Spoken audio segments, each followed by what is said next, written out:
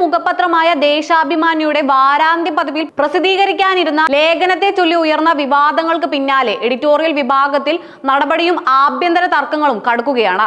വാരാന്ത്യ പതിപ്പ് എഡിറ്ററായ KR അജയന് Deshabhimani management കാരണം കാണിക്കൽ നോട്ടീസ് അയച്ചു.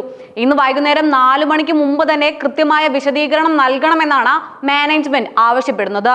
നാടക പ്രവർത്തകനായ വിജയനെ കുറിച്ചുള്ള ലേഖനത്തിന് നൽകിയ കള്ളൻ വിജയൻ എന്ന തലക്കെട്ട് മാറ്റാൻ മുതിർന്ന എഡിറ്റോറിയൽ ഭാരവാഹികൾ ആവശ്യപ്പെട്ടിട്ടും എഡിറ്റർ അതിന് തയ്യാറായില്ലെന്നും ലേഖനത്തിന്റെ പേരിൽ സ്ഥാപനത്തിനുള്ളിലും പുറത്തും അനാവശ്യ വിവാദങ്ങൾ സൃഷ്ടിച്ച് പത്രത്തിന്റെ അച്ചടിയും വിതരണവും തടസ്സപ്പെടുത്തിയെന്നും പത്രത്തിനുള്ളിലെ തർക്കങ്ങൾ മാധ്യമങ്ങൾക്ക് ചോർത്തി നൽകി സ്ഥാപനത്തിന് അപകീർത്തിയുണ്ടാക്കിയെന്നുമാണ് പ്രധാന ആരോപണങ്ങൾ.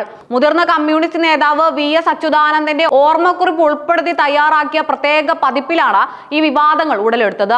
VSന്റെ ഓർമ്മക്കുറിപ്പുകൾ പങ്കുവയ്ക്കുന്ന കവർ സ്റ്റോറിയുള്ള പതിപ്പ് വൈകിയതിലും വിവാദങ്ങൾ വലിച്ചിഴക്കപ്പെട്ടതിലും VS അച്യുതാനന്ദന്റെ കുടുംബം പരസ്യമായി അതൃപ്തി രേഖപ്പെടുത്തിയിട്ടുണ്ട്.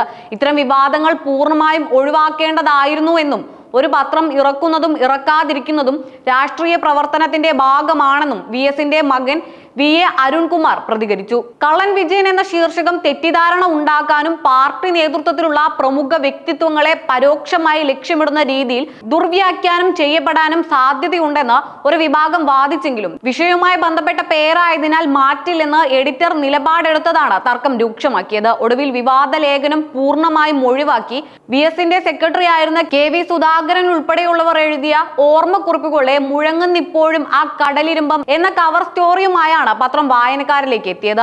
താൻ പബ്ലിസിറ്റി ആഗ്രഹിച്ചിട്ടില്ലെന്നും നാട്ടുകാർ സ്നേഹത്തോടെ വിളിക്കുന്ന പേരാണിതെന്നും നാടക പ്രവർത്തകനായ കള്ളൻ വിജയൻ പറയുമ്പോൾ ലേഖനം പ്രസിദ്ധീകരിക്കാൻ ഉദ്ദേശിച്ചിരുന്നില്ലെന്ന് റെസിഡന്റ് എഡിറ്റർ M സ്വരാജ് വ്യക്തമാക്കി. പാർട്ടി പത്രത്തിനുള്ളിലെ അഭിപ്രായ സ്വാതന്ത്ര്യവും എഡിറ്റോറിയൽ നിയന്ത്രണങ്ങളും തമ്മിലുള്ള സംഘർഷമാണ് ഇതിലൂടെ വ്യക്തമാകുന്നത്.